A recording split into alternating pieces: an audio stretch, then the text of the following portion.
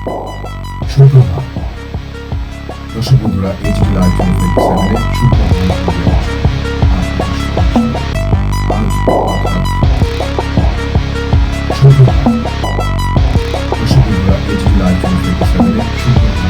আপনারা দেখছেন AGT live 24/7। आप देख रहे हैं AGT live 24/7। You are watching AGT Live 27 24/7. অগ্রহায়ণ 1432 বঙ্গাব্দ রবিবার এবং ইংরেজি 14 ডিসেম্বর 2025 ইংরেজি সানডে। প্রথম যে পত্রিকাটি আমার হাতে পেয়েছি সেটি হচ্ছে আনন্দবাজার পত্রিকা। অবশ্যই এটি শনিবারের। এখানে প্রথম পাতায় যে সমস্ত গুরুত্বপূর্ণ সংবাদ শিরোনাম রয়েছে: এক নজরে বিমাইশায় 100% বিদেশি লগ্নিতে রোহিণীর মতে। তারপরের কলামে আছে মহাত্মা মুছে পূজ্য বাপু, নাম বদলের নয়া চমক। এখানে নয়াদিল্লি থেকে 12 ডিসেম্বরের খবর এটি। পূজ্য বাপু, শান্তি, বিকশিত ভারত, সবকি বিমা, সবকি সুরক্ষা। শুকনো রসকসহীন ইংরেজি নামকরণ নয়, মোদী সরকার এবার নতুন আইন তৈরিতে নতুন ধরনের নামকরণ করতে চলেছে। তা করতে গিয়ে 100 দিনের কাজের প্রকল্পের আইন বা মহাত্মা গান্ধী জাতীয় গ্রামীণ রোজগার গ্যারান্টি আইনের নাম বদলে দিতে চলেছে মোদী সরকার। তার নতুন নাম হবে পূজ্য বাপু গ্রামীণ রোজগার যোজনা। মহাত্মা গান্ধী সরিয়ে পূজ্য বাপু করার প্রস্তাবে তৃণমূল অভিযোগ তুলেছে।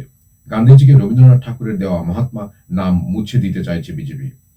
সরকারি সূত্রের খবর, সংসদে বিল এনে ন্যূনতম কাজের গ্যারান্টি 100 দিন থেকে বাড়িয়ে 125 দিন করা হবে। আজ কেন্দ্রীয় মন্ত্রিসভা এই বিলে সিলমোহর দিয়েছে। একই সঙ্গে কেন্দ্রীয় মন্ত্রিসভা আরো 3টি বিলে সিলমোহর দিয়েছে। এই 3টি বিলেরও অভিনব নামকরণ করা হয়েছে। পরমাণু বিদ্যুৎ আইন ও পরমাণু চুল্লিতে দুর্ঘটনার দায়বদ্ধতা আইনে সংশোধন করতে পরমাণু বিদ্যুৎ বিল সংসদে পেশ করা হবে। এর নাম হবে শান্তি বা sustainable harnessing and advancement of nuclear. এরপর 8 পাতায় এই প্রথম পাতা থেকে আরো কিছু গুরুত্বপূর্ণ খবর রয়েছে। বহু লোকের বাবা মায়ের নাম এক, যাচাইয়ে বিএলও রায়। পুনর্যাচাই 4 দিনে 1 কোটির বেশি। 4 দিনে অন্তত 1,60,00,000 নাম। শুক্রবার থেকে 15 ডিসেম্বর পর্যন্ত এই সংখ্যক ভোটার তথ্য পুনর্যাচাইয়ের নির্দেশ দিল জাতীয় নির্বাচন কমিশন। সেই যাচাই করতে হবে প্রধানত বিএলওদেরই। অসংগৃহীত ফর্মের হার কোন জেলায় কত বেশি?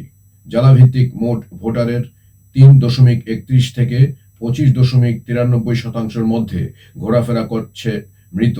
ঠিকানা বদল, ডুপ্লিকেট এবং অনুপস্থিতিতে এএসডি হার মোট ভোটারের তুলনায় সর্বাধিক। এএসডি কলকাতার উত্তর 25.93%, জোড়াসাঁকো বিধানসভায় 36.85%, চৌরঙ্গিতে 35.46%, শ্যামপুকুরে 24.06%। এই নিরিখে কলকাতা দক্ষিণে তা 23.83%, কলকাতা বন্দর বিধানসভায় 26.18%, বালিগঞ্জে 25.54% এবং ভবানীপুরে 21.71%। সর্বনিম্ন পূর্ব মেদিনীপুরে 3.31%। বাকি জেলাগুলিতে তা 4 থেকে 10%-এর মধ্যে। বাদ যেতে পারে 58 লক্ষ নাম তথ্য কমিশনের। ভোটার তালিকার বিশেষ নিবিড় সংশোধনের অর্থাৎ SIR এর ফলে পশ্চিমবঙ্গে কত নাম ভোটার তালিকা থেকে বাদ যাবে তা নিয়ে নানা রকমের দাবি ও জল্পনা রোজই বাড়ছে। এই আবহে গণনাপত্র জমা পড়ার পরে শুক্রবার নির্বাচন কমিশনের যে তথ্য উঠে এসেছে তাতে প্রায় 58 লক্ষ নাম বাদ পড়া কার্যত নিশ্চিত। কারণ মৃত, অনুপস্থিত, স্থায়ীভাবে স্থানান্তরিতদের সংখ্যা যোগ করলে সংখ্যাটা প্রায় একই রকম দাঁড়াচ্ছে। জেলাগতভাবে সবচেয়ে বেশি দক্ষিণ 24 পরগনা থেকে 8,16,047 জনের নাম বাদ পড়তে পারে। কমিশনের তথ্য অনুযায়ী অসংগৃহীত ফর্মের মোট সংখ্যা প্রায় 58.18 লক্ষ। এর মধ্যে মৃত ভোটার প্রায় 24.18 লক্ষ, অনুপস্থিত 12.12 লক্ষ, ঠিকানা বদল হয়েছে প্রায় 19.91 লক্ষ জনের। একাধিক জায়গায় নাম আছে প্রায় 1.37 লক্ষের এবং অন্য নানা কারণে প্রায় 57,500 নাম বাদ যেতে পারে। বিধানসভা ভিত্তিক তথ্য অনুযায়ী মুখ্যমন্ত্রী মমতা বন্দ্যোপাধ্যায়ের কেন্দ্র ভবানীপুরে 44,787 এবং বিরোধী দলনেতা শুভেন্দু অধিকারীর কেন্দ্র নন্দীগ্রামে 10,599 নাম বাদ পড়তে। এরপর 6 পাতায় আনন্দবাজার পত্রিকা এর পরের পাতা অর্থাৎ 2 পাতায় কিছু সেরকম গুরুত্বপূর্ণ সংবাদ আমি দেখছি না। এখানে অবকাশ ইত্যাদি কিছু শব্দ ছক এবং দিনপঞ্জিকা, আজকের দিনটি ইত্যাদি ইত্যাদি রয়েছে। তারপরের পাতা অর্থাৎ 3-এর পাতায় আরো কিছু গুরুত্বপূর্ণ সংবাদ শিরোনাম রয়েছে। বয়সের কারণে বাতিল চাকরি প্রার্থীদের ইন্টারভিউয়ের অনুমতি। তারপর তথ্য যাচাইয়ের তালিকা প্রকাশ। স্কুল সার্ভিস কমিশনের নবম দশমের শিক্ষক নিয়োগের ইন্টারভিউয়ের জন্য তথ্য যাচাইয়ের তালিকা প্রকাশিত হলো। আনন্দবাজার পত্রিকা তারপরের পাতায় অর্থাৎ এটি হচ্ছে 4-এর পাতা, এখানে সম্পাদকীয় রয়েছে ফাঁকা মাঠে। তারপর রাজনৈতিক ভোজ। তারপর সংবাদ শিরোনাম রয়েছে শতবর্ষের স্মরণীয় যারা অন্ধকার ও অন্ধতার বিরুদ্ধে লড়েছেন, হারিয়ে ফেলা অনেক মুখ। অশোক কুমার মুখোপাধ্যায়ের লেখা। সম্পাদক সমীপে শুরুতে রয়েছে গুড়ের দিনগুলি। এটা এখন শীতের দিন তো একটু পড়তে ইচ্ছে করছে। গুড়ের দিনগুলি। শীতের শিউলিরা 30 থেকে 11 শীর্ষক দীপক দাসের লেখাটি ভালো লাগলো। এ বিষয়ে দু এক কথা বলতে চাই। লেখাটিতে তিনি এ রাজ্যের বেশ কয়েকটি জেলা উল্লেখ করেছেন, তার মধ্যে আমাদের জেলার বহরুর হাটেরও উল্লেখ আছে। ছোটবেলায় আমাদের এখান থেকে 10-12 কিলোমিটার দূরত্ব বরুর হাটে বাঁক কাঁধে গুড় নিয়ে যেতে দেখেছি প্রতিবেশীদের, পরে ভ্যান ও সাইকেলে। আমাদের এদিকে রসের হাঁড়ি থেকে ভাঁড়, ডাবরি, কলসির মতো শব্দই বেশি ব্যবহার করা হয়। এটা খুবই একটি মজাদার খবর। তারপর রয়েছে এই পাতায় উচ্চশিক্ষার কেন্দ্রীকরণ, তরুণকান্তি নস্করের একটি লেখা। তারপর রয়েছে খরচের স্বাধীনতা, অস্পষ্ট ইত্যাদি রাষ্ট্রের দায়িত্ব। তারপরের পাতা অর্থাৎ 5-এর পাতা রয়েছে সিও দপ্তরে ফের ক্ষোভ বিএলওদের, কাজ শিক্ষার কি হাল ঘুরে শুনছেন সেলিম মীনাক্ষীরা। ব্রিগেডে আমিষ হেনস্থায় প্রমাণ দিতে পারেনি পুলিশ। পুলিশকে পেটানোর নিদান। তালিকায় উঠবে মুখ্যমন্ত্রীর নাম। ভোটার তালিকার বিশেষ নিবিড় সংশোধনে SIR সকলের গণনাপত্র জমা না হওয়া পর্যন্ত তিনি নিজের ফর্ম পূরণ করবেন না বলে জানিয়েছিলেন মুখ্যমন্ত্রী মমতা বন্দ্যোপাধ্যায়। কৃষ্ণনগরে বৃহস্পতিবার তৃণমূল কংগ্রেসের সভা থেকেও তিনি বলেছিলেন এখনো তিনি গণনাপত্র জমা দেননি, তবে ওই দিনই মুখ্যমন্ত্রীর নাম চলতি SIR পদ্ধতিতে তালিকাভুক্ত হয়েছে বলে দাবি করেছেন বিজেপির পশ্চিমবঙ্গের সহ পর্যবেক্ষক অমিত মালবীয়। এক্স পোস্টে তিনি জানিয়েছেন গণনাপত্র জমা শেষ দিনে যথাযথভাবে পূরণ এবং সই হওয়া ফর্ম জমা দিয়েছেন মুখ্যমন্ত্রী। কমিশন সূত্রের বক্তব্য এটা হতেই পারে মুখ্যমন্ত্রীর সচিবালয় বিধি মেনে এনুমারেশন পর্বের শেষ দিনে ফর্ম জমা করেছে। কৃষ্ণনগরের সভা থেকে কমিশনের পাঠানো পর্যবেক্ষকদের উদ্দেশ্যে নিয়ে প্রশ্ন তুলেছিলেন মমতা। ঘটনাচক্রে শুক্রবারে কমিশন জানিয়ে দিয়েছে দিল্লি থেকে আসা ওই পর্যবেক্ষকরা সপ্তাহে অন্তত 2 দিন করে রাজ্যে থাকবেন চূড়ান্ত ভোটার তালিকা প্রকাশ হওয়া পর্যন্ত। বাকিটা আর বিস্তারিত আমি পড়ছি না। তা আরেকটি গুরুত্বপূর্ণ সংবাদ রয়েছে এখানে, পুলিশকে পেটানোর নিদান। পুলিশকে আক্রমণের হুমকি দিয়ে বিতর্কে জড়ালেন বিজেপির উত্তর 24 পরগনার বনগাঁ দক্ষিণ কেন্দ্রের বিধায়ক স্বপন মজুমদার। তারপরের পাতা 6-এর পাতায় রয়েছে রাজ্য। এখানে এক নজরে শুনানি পর্ব। 2022 সালের SIR তালিকার সঙ্গে মিল না থাকা ব্যক্তিদেরই এক নজরে শুনানি পর্ব। 2002 সালের SIR তালিকার সঙ্গে আমি এখানে যে সালটা আছে আবারও পড়ছি। 2002 সালের SIR তালিকার সঙ্গে মিল না থাকা ব্যক্তিদেরই যে শুধু শুনানি হবে তা নয়, বিভিন্ন তথ্য ভ্রান্তির আওতায় থাকা ফর্মগুলির জন্য শুনানির নোটিশ জারি হবে। ফলে সংখ্যাটা মিল না থাকা 30 লক্ষকে আপাতত প্রাপ্ত সংখ্যা ছাপিয়ে যেতে পারে বলে মনে করছে নির্বাচন কমিশন। সেই সূত্রের খবর, প্রতিদিন 100 জন করে শুনানি করবেন একজন ERO অর্থাৎ ইলেকটোরাল রেজিস্ট্রেশন অফিসার এবং 10 জন ARO। আগে এই সংখ্যাটা ছিল দৈনিক 50 জন করে। প্রতি বিধানসভায় এই আধিকারিকদের দল শুনানি চালাবে বলে প্রামাণিক পরিকল্পনা হয়েছে। তাতে জেলাশাসক, SDO, BDO অফিসের পাশাপাশি অন্যান্য সরকারি কার্যালয়েও শুনানি কেন্দ্র তৈরি হতে পারে। তারপরে খবর, অফিসে হেনস্থা। অফিসের এক মহিলা কর্মীকে দীর্ঘদিন ধরে কর্মস্থলে যৌন হেনস্থার অভিযোগ উঠল পূর্ব রেলের হাওড়া ব্যান্ডেল মেন শাখার একটি স্টেশনের সুপারিনটেন্ডেন্ট অর্থাৎ SS এর বিরুদ্ধে। কয়লাকাণ্ড, বেআইনিভাবে খাদান থেকে কয়লা উত্তোলনের ঝাড়খণ্ডের একটি মামলায় কলকাতার আলিপুরের বাসিন্দা 2 ব্যবসায়ী এবং একজন চার্টার্ড অ্যাকাউন্টেন্টের ফ্ল্যাট এবং অফিসে তল্লাশি চালালো ED। তারপর রেজিস্ট্রেশন নির্দেশ। নবম শ্রেণীর পড়ুয়ারা যারা 2027 সালে মাধ্যমিক পরীক্ষা দেবে তাদের রেজিস্ট্রেশন সার্টিফিকেট জেলার ক্যাম্প অফিস থেকে স্কুলগুলিকে দেওয়ার প্রক্রিয়া শেষ হয়েছে। তারপর বিএলও নিয়ে ব্রাত্য। বিএলওর কাজে নিযুক্ত শিক্ষকরা আশা করা যায় দ্রুত স্কুলে যোগ দেবেন। শুক্রবার নিউ টাউনের ইকো পার্কে নিজের বই উদ্বোধন করতে এসে এমনটাই জানালেন শিক্ষামন্ত্রী ব্রাত্য বসু। ব্রাত্য বলেন, আমি চাইব তাঁরা দ্রুত স্কুলে যান, তবে বিএলওদের নির্বাচন কমিশন যেভাবে খাটিয়েছে, যেভাবে তাদের ডিউটি করিয়েছে, তাতে কতজনের এখনই স্কুলে ফেরার শারীরিক সক্ষমতা থাকবে এটা দেখার বিষয়। রাজ্যের শিক্ষক শিক্ষিকারা যথেষ্ট মনোযোগ সহকারে প্রাণপাত করে এই বিএলওর কাজ করেছেন, তাদের অভিনন্দন জানাচ্ছি। একই পাতায় আরো বেশ কিছু গুরুত্বপূর্ণ সংবাদ শিরোনাম রয়েছে। নাগরিকত্ব নিয়ে সোনালীর বক্তব্য প্রকাশ, ক্ষুব্ধ কেন্দ্র।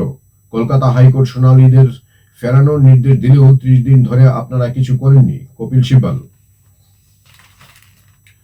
অর্থাৎ এখানে বিস্তারিত সংবাদ হচ্ছে এরকম, 12ই ডিসেম্বর বাংলাদেশ থেকে ভারতে ফেরার পরে সোনালী খাতুন বলেছিলেন, বীরভূম থেকে দিল্লিতে পরিযায়ী শ্রমিক হিসেবে কাজ করতে গিয়ে যখন তাকে বাংলাদেশি বলে আটক করা হয়, তখন তিনি দিল্লি পুলিশের পায়ে ধরেও রেহাই পাননি। স্রেফ বাংলা বলার জন্য তাকে দিল্লি পুলিশ ধরেছিল। অন্তঃসত্ত্বা সোনালীকে অসমে নিয়ে গিয়ে জোর করে বাংলাদেশ সীমান্তের জঙ্গলে ছেড়ে দিয়েছিল বিএসএফ। সোনালীর এই নিয়ে বক্তব্য আজ একটি ইংরেজি সংবাদ মাধ্যম প্রকাশিত হওয়ায় সুপ্রিম কোর্টে কেন্দ্রীয় সরকার ঘোর আপত্তি তুলল। কেন্দ্রীয় সরকারের সলিসিটর জেনারেল তুষার মেহতার অভিযোগ, সুপ্রিম কোর্টে শুনানির আগে এ নিয়ে ভাষ্য তৈরি করে মামলায় প্রভাব ফেলার চেষ্টা হচ্ছে। সুপ্রিম কোর্টের প্রধান বিচারপতির বেঞ্চ আজ সংবাদ মাধ্যমে অর্ধ সত্য প্রকাশ নিয়ে সতর্ক করেছে, কিন্তু একই সঙ্গে জানিয়ে দিয়েছে সুপ্রিম কোর্ট বাইরের কোনো কিছুতে প্রভাবিত হবে না। মামলা শুনানির খবর প্রকাশেও কোনো বাধা নেই। সুপ্রিম কোর্টের প্রশ্নের মুখে মানবিকতার খাতিরে সোনালী খাতুন ও তার 8 বছরের ছেলেকে মোদী সরকার ভারতে ফেরাতে রাজি হয়েছিল। যদিও সোনালী বাংলাদেশি বলে মোদী সরকারের অবস্থান এখনো অনড়। সোনালী ও তার সন্তানের সঙ্গে দিল্লি পুলিশ ও তার স্বামী দানিশ শেখ তাঁদের প্রতিবেশী দুইটি বিবি ও সুইটির 2 সন্তানকে আটক করে বাংলাদেশে পুশব্যাক করেছিল। সোনালী তার ছেলে ফিরলেও বাকি 4 জন এখনো বাংলাদেশে। তারপরের খবর হচ্ছে, নিঃশর্তে মতুয়াদের নাম থাকুক কমিশনে সিপিএম। ভোটার তালিকার বিশেষ নিবিড় সংশোধনে SIR প্রথম পর্বের শেষে যে খসড়া ভোটার তালিকা বেরোবে তাতে নাম বাদ যাওয়ার আশঙ্কা রয়েছে মতুয়া সম্প্রদায়ের বড় অংশের, যারা দীর্ঘদিন ধরে এই রাজ্যে বাস করছেন এবং ভোটও দিয়েছেন। তাদের নাম তালিকা থেকে বাদ না দেওয়ার আর্জি নিয়ে নির্বাচন কমিশনের দ্বারস্থ হলো সিপিএম।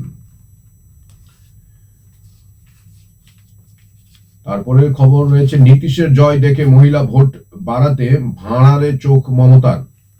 মহিলাদের ভোট বাড়াতে হবে, এই মন্ত্রে 2026 সালের বিধানসভা ভোটে নামছে তৃণমূল কংগ্রেস। সরকারি প্রকল্পের বাইরে থাকা মহিলাদের নিয়ে এই পরিকল্পনা চূড়ান্ত করতে চলেছেন মমতা বন্দ্যোপাধ্যায়।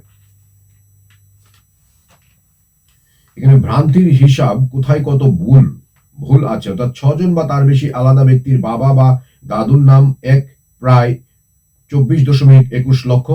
এনুমারেশন ফর্মের সঙ্গে 2002 তালিকায় বাবার নামের মিল নেই প্রায় 85 লক্ষ।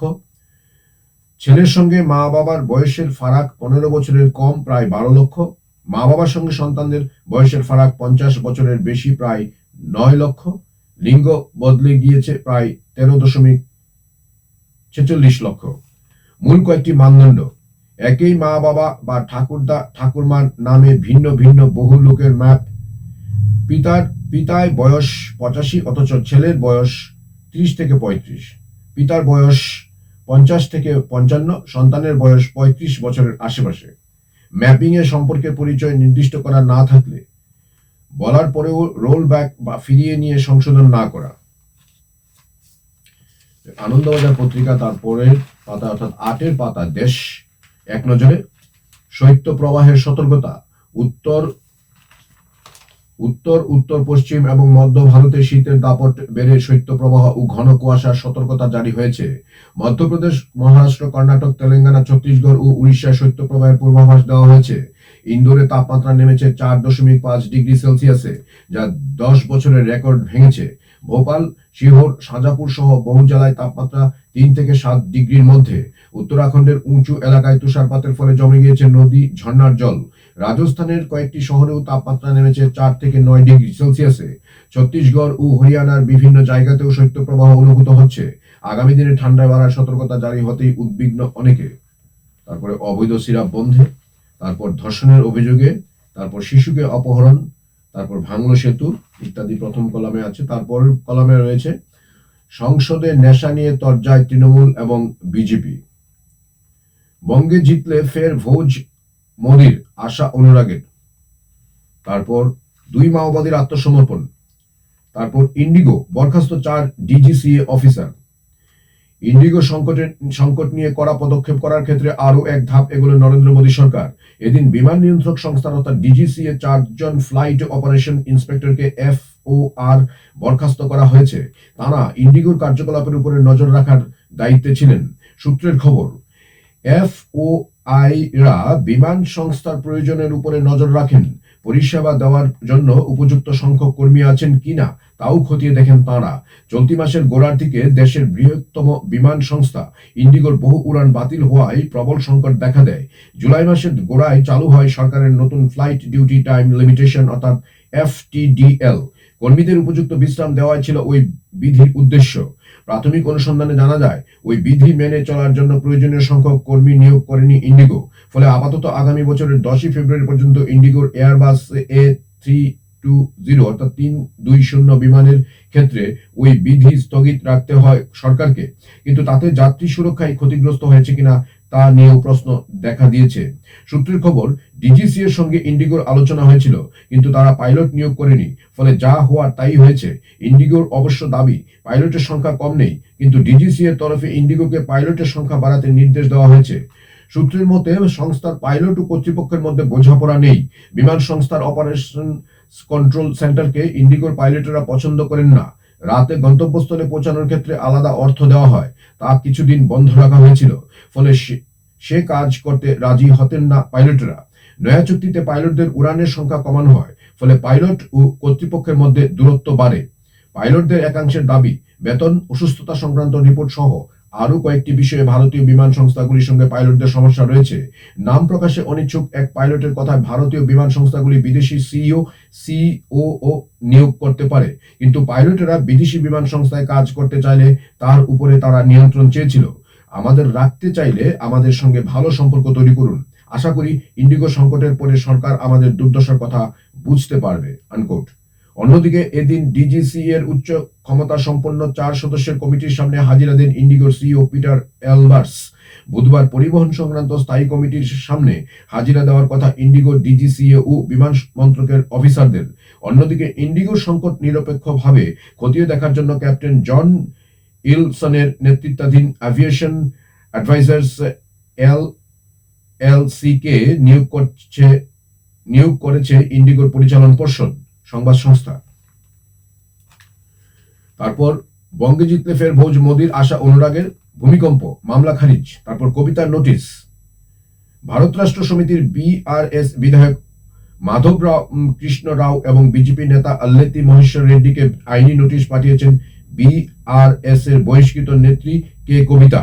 তার স্বামীর বিরুদ্ধে জমি সংক্রান্ত অনিয়মের মিথ্যা অভিযোগের তোলার জন্য ক্ষমা চাওয়ার কথা বলা হয়েছে ওই নোটিশে, সংবাদ সংস্থা। তারপর লুথরা ভাইদের আনার অপেক্ষা, আগুন ভুবনেশ্বরে। থাইল্যান্ডে গতকাল গ্রেপ্তার হয়েছেন গোয়ার পুড়ে যাওয়া নাইট ক্লাবের মালিক 2 ভাই সৌরভ ও গৌরব লুথরা। কিন্তু প্রত্যর্পণের প্রক্রিয়া হোঁচট খেয়েছে ওই দুর্ঘটনার পরে তাঁদের পাসপোর্ট বাতিল করে দেওয়ার জেরে। ফুকেটে গ্রেপ্তারির পরে ব্যাংকে নিয়ে যাওয়া হয়েছে তাদের। আপাতত সেখানকার অভিবাসন বিভাগেই রাখার ব্যবস্থা হয়েছে। ব্যাংককের ভারতীয় দূতাবাস জরুরি ভিত্তিতে স্থানান্তরিত নথি তৈরি করার পরে দেশে ফেরানোর বন্দোবস্ত হবে। বিজেপি সাংসদ উজ্জ্বল নিকম আজ রাজ্যসভায় বলেন সেই প্রক্রিয়া দ্রুত সম্পন্ন হবে। অবশ্য শনি রবিবার সরকারি দপ্তরের ছুটি, সেক্ষেত্রে লুথরা ভাইদের ফেরাতে কিছুটা সময় লেগে যেতে পারে বলে মনে করা হচ্ছে। বার্চ বাই রোমিও লেন নামে যে নাইট ক্লাবে আগুন লেগেছিল সেটির জমির চরিত্র বেআইনিভাবে বদলানো হয়েছিল বলে অভিযোগ উঠেছে ওইদিকে। আরপোরা চিরায়ত পদ্ধতিতে লবণ তৈরি হয়, জমিটি তেমনই একটি লবণাক্ত জলাভূমি ছিল, দাবি করছেন প্রদীপ ঘড়ি আমনকর নামে একজন। তাকে কিছু না জানিয়ে সেই জমি বাস্তু বলে সরকারি নথি পরিবর্তন করা হয়, অভিযোগ তার। অন্যদিকে উড়িষ্যার ভুবনেশ্বরে আগুনে ভস্মীভূত হয়েছে এক রুফটপ পানশালা। শুক্রবার সকাল 8:15 নাগাদ প্রথমে পানশালা থেকে ধোঁয়া বেরোতে দেখেন স্থানীয় মানুষজন। কয়েক মিনিটের মধ্যে সেটি পুরোপুরি আগুনের গ্রাসে চলে যায়।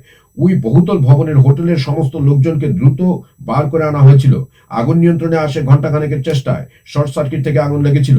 প্রাথমিক তদন্ত অনুমান দমকলের। হোটেলটিতে অগ্নি নির্বাপন ব্যবস্থা ঠিক ছিল কিনা তাও খতিয়ে দেখা হচ্ছে। হোটেল এবং পানশালাটি অবৈধভাবে চালানো হচ্ছিল বলে স্থানীয়দের একাংশের অভিযোগ। তারপরে রয়েছে জনগণনার বিজ্ঞপ্তি জারি করুন মমতাকে কেন্দ্র। তারপরের কলামে রয়েছে জুবিন তদন্তের চার্জশিটে খুনে অভিযুক্ত 4। গায়ক জুবিন গর্গকে চক্রান্ত করে খুন করা হয়েছিল বলে বারবার দাবি করেছিলেন অসমের মুখ্যমন্ত্রী হিমন্ত বিশ্ব শর্মা। আজ জুবিনের রহস্য মৃত্যুর তদন্তে ধৃতদের মধ্যে 4 জনের বিরুদ্ধে খুনের অভিযোগ এনেই চার্জশিট দিল বিশেষ তদন্তকারী দল সিট। সিঙ্গাপুরে উত্তর পূর্ব উৎসবের মূল উদ্যোক্তা শামকানু মহন্ত, জুবিনের ম্যানেজার সিদ্ধার্থ শর্মা, সহশিল্পী অমৃত প্রভা মহন্ত ও শেখরজ্যোতি গোস্বামীকে ভারতীয় ন্যায় সংহিতার 103 ধারা মোতাবেক হত্যাকাণ্ডে অভিযুক্ত করা হয়েছে সিটের চার্জশিটে। 2 সরকারি দেহরক্ষী পরেশ বৈশ্য এবং নন্দেশ্বর বরার বিরুদ্ধে অপরাধমূলক ষড়যন্ত্র ও প্রবঞ্চনার ধারায় অভিযোগ আনা হয়েছে। জুবিনের ভাইপো তথা ডিএসপি সন্দীপন গর্গের বিরুদ্ধে হত্যার চেষ্টার অভিযোগ আনা হয়েছে। অমৃত প্রভার মোবাইলে জুবিনের মৃত্যুর সময়কার ভিডিও ছিল বলে অভিযোগ। তার বিরুদ্ধে প্রমাণ নষ্ট সহ আরো বেশ কিছু ধারা যোগ করেছে সিট। জুবিনের মৃত্যুর 3 মাস পূর্ণ হওয়ার 1 সপ্তাহ বাকি থাকতেই বিশেষ ডিজিপি মুন্না প্রসাদ গুপ্তের নেতৃত্বাধীন সিট এদিন গুয়াহাটিতে মুখ্য বিচার বিভাগীয় ম্যাজিস্ট্রেট অর্থাৎ কামরূপ মেট্রোর আদালতে 2500 পাতার চার্জশিট জমা দেয়। মুন্না প্রসাদ জানান, তদন্ত প্রক্রিয়ায় সিট 250 জনের সাক্ষ্য গ্রহণ করেছে। সব তথ্য প্রমাণ মিলিয়ে জমা দেওয়ার পৃষ্ঠার সংখ্যা 12,000-এর বেশি। কিন্তু হত্যার ধারা যোগ করা হলেও কেন জুবিনকে হত্যা করা হয়ে থাকতে পারে সে বিষয়ে কোনো মন্তব্য করতে রাজি হননি মুন্না। জুবিন অচেতন হয়ে পড়ার সময়ে সমুদ্রে এক প্রমোদতরীতে হাজির থাকা 11 জন প্রবাসী অসমীয়ার নাম কেন চার্জশিটে থাকলো না তারও জবাব দেননি। অসমের বিরোধী শিবিরও এই প্রশ্ন তুলেছে। 2 বার ময়না তদন্ত ও ভিসেরা পরীক্ষা করা হয়েছিল জুবিনের। যদিও সিঙ্গাপুরে করা প্রথম ময়না তদন্তের পরে সেখানকার পুলিশ জানিয়েছিল জলে ডুবেই মারা গিয়েছেন জুবিন। সেখানে হত্যার কোনো সম্ভাবনার কথা উল্লেখ করা হয়নি। পরে সিঙ্গাপুরের পুলিশ থেকে তথ্য প্রমাণ সংগ্রহ করেছে সিটের 2 সদস্য গিয়েছেন সিঙ্গাপুরেও। আবার অসম তৃণমূলের সহসভাপতি দুলু আহমেদ ঘটনাটি নিয়ে সিঙ্গাপুরে গিয়ে এফআইআর দায়ের করেছেন। তাই সেখানেও চলছে তদন্ত। আগামী বছরের 15 মার্চ সিঙ্গাপুর আদালত ওই মামলার রায় দেবে। কিন্তু হিমন্ত খুনের তত্ত্বেই অনড়। তিনি বলেছেন, অসম সরকার গুয়াহাটি হাইকোর্টের বিচারপতির কাছে ফাস্ট ট্র্যাক আদালতে শুনানি চালানোর আবেদন জানাবে। সব অভিযুক্তই গ্রেপ্তার হয়ে জেলে আছেন। দোষীদের আইনানুযায়ী সাজা হবে। আইনজীবীরা জানান, বিচারক চার্জশিট পুরো পড়ার পরে শুনানি শুরু হবে। তারপরেই চার্জশিটের প্রতিলিপি পাবেন সব পক্ষ। এদিন অসম প্রদেশ কংগ্রেসের সভাপতি গৌরব গগৈ বলেন, হিমন্ত বারবার বলেছেন জুবিনকে হত্যা করা হয়েছে। সিটের চার্জশিটেও তা বলা হয়েছে। কিন্তু হত্যার কি কি প্রমাণ তারা পেয়েছে আদালত সব যাচাই করবে। সরকারের অনেক চার্জশিট আদালত প্রমাণ হয় না। সরকার আদালতে চার্জ প্রমাণ না করা পর্যন্ত আমাদের ন্যায়ের আন্দোলন চলবে। রাইজোর দলের বিধায়ক অখিল গগৈয়ের অভিযোগ, এই তদন্ত সত্য উদ্ঘাটনের জন্য নয়, বরং হিমন্তের রাজনৈতিক স্বার্থসিদ্ধির জন্য পরিচালিত হয়েছে। জুবিন কেন খুন হতে পারেন চার্জশিটে তার ইঙ্গিত নেই। পুরো তদন্তই হয়েছে অসমের সিআইডি দপ্তরের বসে। তাঁর বক্তব্য, তদন্তকারী অফিসারেরা সিঙ্গাপুরের সমুদ্রের ওই জায়গা না দেখেই কিভাবে চার্জশিট তৈরি করলেন। এটা কোনো চার্জশিট নয়, মুখ্যমন্ত্রীর পিঠ বাঁচানোর অস্ত্র ও নির্বাচনী ইস্তেহার। হিমন্তের যদিও দাবি, কোর্ট আনকোট, আমরা সিঙ্গাপুর থেকে তথ্য প্রমাণ এনেছি, তা যদি আদালতে গ্রাহ্য নাও হয়, আমাদের হাতে থাকা প্রমাণেই দোষ প্রমাণে যথেষ্ট হবে। খুনের উদ্দেশ্যের স্পষ্ট উল্লেখ আছে চার্জশিটে। অ্যাডভোকেট জেনারেল ও ডিরেক্টর অব প্রসিকিউশন সব পরীক্ষা করে দেখেছেন। সকলেই নিশ্চিত মামলার সাজা হবেই। আমরা বিশেষ সরকারি আইনজীবী ও নিয়োগ করব। আনন্দবাজার পত্রিকা তারপর 9-10 পাতায় দেশ এক নজরে কংগ্রেসে যোগ। জাতীয় রাজধানীতে কেন্দ্রীয় কার্যালয়ে এসে কংগ্রেসে যোগ দিলেন অসমের এক ঝাঁক নেতা। এদের মধ্যে রয়েছেন বিজেপি ছেড়ে আসা চা জনগোষ্ঠীর সক্রিয় নেতা গৌতম ধানোয়ার, কার্বি নেতা লঙ্কি টকবি, অগপর প্রাক্তন বিধায়ক ও নেতা বুবুল দাস এবং ধুবড়ির বরিষ্ঠ অগপ নেতা অশোক কুমার রায় প্রধানী। এই যোগদান সভায় উপস্থিত ছিলেন এআইসিসির সাধারণ সম্পাদক কেসি বেণুগোপাল এবং অসমের ভারপ্রাপ্ত নেতা জিতেন্দ্র সিং। এদিনের এই কর্মসূচির পরে সাংবাদিক বৈঠকে লোকসভায় কংগ্রেসের উপনেতা তথা অসম প্রদেশ কংগ্রেসের সভাপতি গৌরব গগৈ বলেন, কোট আনকোট, অসমে গত এক দশকে মুখ্যমন্ত্রী হিমন্ত বিশ্ব শর্মার শাসনে একটাই শিল্প সবচেয়ে বেশি বেড়েছে, তা হলো ঘৃণা শিল্প। অসমে এখন পরিস্থিতি বদলাচ্ছে। হিমন্তের একনায়কতান্ত্রিক শাসনে বিরক্ত রাজ্যের মানুষ পরিবর্তন চাইছেন। তারপর মৃতদের ক্ষতিপূরণ, তারপর বন্যা দুর্গতদের কুর্নিশ, তারপর প্রাক্তন স্বরাষ্ট্রমন্ত্রী শিবরাজ পাটিল প্রয়াত। দীর্ঘদিন ধরে বার্ধক্যজনিত অসুস্থতায় ভোগার পরে শুক্রবার নিজের বাড়িতে প্রয়াত হলেন প্রাক্তন কেন্দ্রীয় স্বরাষ্ট্রমন্ত্রী শিবরাজ পাটিল। বয়স হয়েছিল 90। তাঁর পরিবার সূত্রে জানানো হয়েছে, শুক্রবার সকালে মহারাষ্ট্রের লাতুরে নিজের বাড়ি দেবঘর এ শেষ নিঃশ্বাস ত্যাগ করেন এই প্রবীণ কংগ্রেস নেতা। শারীরিক কারণেই গত কয়েক বছর ধরে আর সক্রিয় রাজনীতিতে যুক্ত ছিলেন না তিনি। তাঁর মৃত্যুতে শোক প্রকাশ করেছেন প্রধানমন্ত্রী নরেন্দ্র মোদী সহ দেশের একাধিক শীর্ষ রাজনৈতিক নেতৃত্ব। তারপরের কলামে রয়েছে আগামী সপ্তাহে ত্রিদেশীয় সফরে মোদী। তারপর সম্মান পাননি সাভারকর শাহ। ওবিসি না ব্রাহ্মণ, যোগীরাজ্যে বিজেপি সভাপতি ঘিরে চর্চা। ঝাড়খণ্ডের সিএর সূত্রে প্রভাবশালী যোগ তদন্ত। তারপর হেরোইন ইয়াবা ট্যাবলেট উদ্ধার। তারপর বিজেপি ত্রিপুরা সংঘাত চরমে ত্রিপুরায়। ত্রিপুরা স্বশাসিত জেলা পরিষদের নির্বাচনের আগে বিজেপি ও ত্রিপুরা মথার মধ্যে এমনকি এক ধাপ এগিয়ে মথা দাবি করছে। তাদের ভূমিকা ছাড়া বিজেপি ত্রিপুরায় ক্ষমতায় আসতেই পারত না। ভবিষ্যতে বিজেপি ত্রিপুরা থেকে মুছে যাবে বলেও হুঙ্কার দিয়েছে বিরোধী থেকে শাসক শিবিরে সামিল হওয়া মথা। বিজেপি অবশ্য দাবি করছে স্বশাসিত জেলা পরিষদের নির্বাচনের সময়ে মথাই হারিয়ে যাবে। ত্রিপুরা মথার বিধায়ক তথা রাজ্যের প্রতিমন্ত্রী বিশ্বকতু দেববর্মার দাবি, ত্রিপুরায় 2018 সালে আইপিএফটির সাহায্যে বিজেপি ক্ষমতায় এসেছিল। ঠিক একইভাবে 2023 সালে ত্রিপুরা মথার কাঁধে ভর দিয়ে ফের ক্ষমতায় আসে বিজেপি। তার কথায় 2023 সালে ত্রিপুরা বিধানসভা নির্বাচনে জনজাতি সংরক্ষিত 20টি আসন এবং 22টি সাধারণ আসনে ত্রিপুরা মথা প্রার্থী দিয়েছিল। তার ফলে বিজেপি ক্ষমতায় আসতে পেরেছে। ত্রিপুরা স্বশাসিত জেলা পরিষদের আসন্ন নির্বাচন ও বিধানসভা নির্বাচনে রাজ্য থেকে বিজেপি মুছে যাবে। এমনকি আগামী দিনে মথার সাহায্য ছাড়া ত্রিপুরায় সরকার গড়ারও সম্ভব নয় বলে দাবি করেছেন বিশ্বকেতু। বিজেপি রাজ্য সম্পাদক বিপিন দেববর্মা পাল্টা আক্রমণ বলেছেন, মথা শক্তি হারাচ্ছে বলে বিজেপিকে আক্রমণ করছে। আগামী 13 ডিসেম্বর আগরতলা জনজাতি মোর্চার উদ্যোগে যোগদান সমাবেশ করা হবে। সেখানে জনজাতিদের উপস্থিতি বিজেপির প্রতি তাদের আস্থার প্রমাণ দেবে। বিপিনের দাবি, 2026 স্বশাসিত জেলা পরিষদের নির্বাচনের মথার বিদায় নিশ্চিত। মথার শীর্ষ নেতা প্রদ্যুৎ কিশোর দেববর্মা বলছেন, কোট আনকোট, মুখ্যমন্ত্রী যদি এই মন্তব্য করতেন তাহলে প্রতিক্রিয়া দিতাম, অন্যদের কথা জবাব দেব না। তবে মথার মন্ত্রীরাই যখন বিজেপির বিরুদ্ধে তোপ দাগছেন এবং পাল্টা আক্রমণও আসছে, তখন জোটের ভবিষ্যৎ নিয়েও স্বাভাবিকভাবেই নানা রকম জল্পনা শুরু হয়েছে। গত বিধানসভা নির্বাচনে কংগ্রেস এবং সিপিএম ত্রিপুরায় আসন সমঝোতা করে লড়েছিল। ফলাফল বেরোনোর পর দুই পক্ষই বলেছিল ত্রিপুরা মথা ভোট কেটে দিয়ে বিজেপির জয়ের পথ প্রশস্ত করে দিয়েছে। এখন মথার বক্তব্যে বিরোধীদের সেই অভিযোগই মান্যতা পেল বলে মনে করা হচ্ছে। তারপরে অখণ্ড মণিপুরের এই বার্তা দ্রৌপদীর মুখে ক্ষুব্ধ কুকিরা। তারপর 40 ঘন্টায় নিভল গুয়াহাটির আগুন। তারপর বাল্যবিবাহ রোধ তালিকায় পশ্চিমবঙ্গের 23 জেলায়।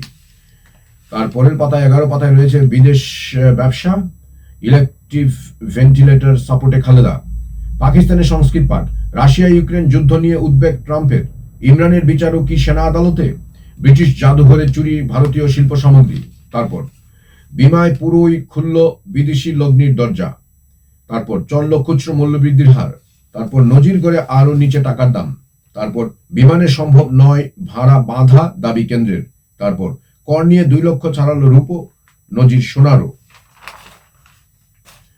তারপরের পাতায় আনন্দবাজার পত্রিকা রয়েছে হাওড়া ও হুগলি অর্থাৎ ভাঙন রোধের খাঁচা, পর্যবেক্ষকদের কাছে শুনানি শিবিরের নিরাপত্তার দাবি, চিকিৎসাধীন বৃদ্ধের অপমৃত্যু হাসপাতালে প্রশ্নের নজরদারি। তারপর বাংলা বাঁচাও যাত্রা শুরু হুগলিতে, নতুন বাংলা গড়ার ডাক। তারপর রয়েছে পঞ্চায়েতের দুর্নীতি নিয়ে পথে লিফলেট। তারপর আইনি সহায়তা কেন্দ্র সিপিএম এর পান্ডুয়া, ক্ষুদ্র ঋণ গ্রহীতাদের হয়রানি থেকে বাঁচাতে পান্ডুয়ায় নিখরচায় আইনি সহায়তা কেন্দ্র খুলল সিপিএম। স্টেশন সুপারের বিরুদ্ধে যৌন হেনস্থার অভিযোগে একটি খবর রয়েছে। তারপরের পাতায় আনন্দবাজার পত্রিকা হাওড়া ও হুগলিতে রয়েছে বঞ্চনার নালিশ, ধর্ণা জুট মিলে শ্রমিকদের। তারপর অমৃত ভারত স্টেশনের হাল জানালেন রেলমন্ত্রী। তারপর এর পাতায় রয়েছে আনন্দ প্লাস, খ্যাতির বিড়ম্বনা ইত্যাদি, বিনোদনের গৃহযুদ্ধে ফাঁস, পূর্ণ প্রেক্ষাগৃহের ফাঁকিবাজি, সোজা সাপটা। তারপর নারী চেতনা ও মননের রেডিও সানন্দায়।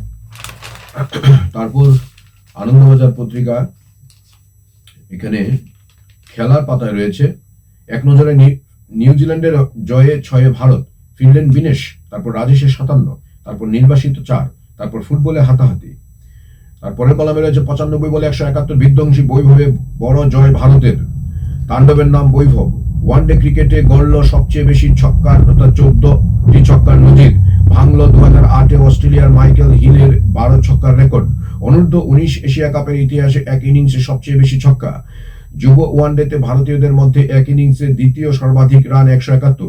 এই তালিকার শীর্ষে অম্বাতি রায়ডু 2002-এ ইংল্যান্ডের বিরুদ্ধে করা 177।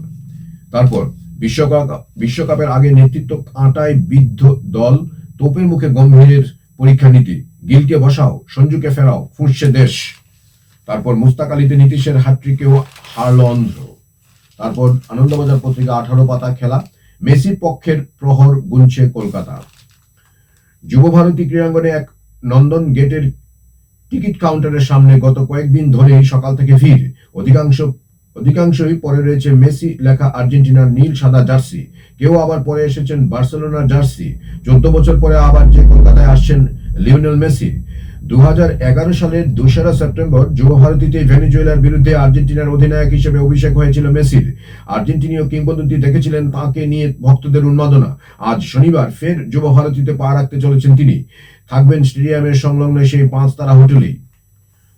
তারপরের কবিতা রয়েছে বিদ্রোহী সালাহের সঙ্গে কথা বলবেন স্লট। তারপর বিশ্ব চ্যাম্পিয়নশিপের গুরুত্ব একই রকম থাকবে প্রজ্ঞানন্দ। আনন্দবাজার পত্রিকা পাঠ এখানেই সমাপ্ত। ये न्यूज कंटेंट देखने के लिए शुक्रिया। अगर आपका कोई सुझाव है तो हमें कमेंट कीजिए, सब्सक्राइब कीजिए AGT Live 24/7। Thanks for watching AGT Live 24/7.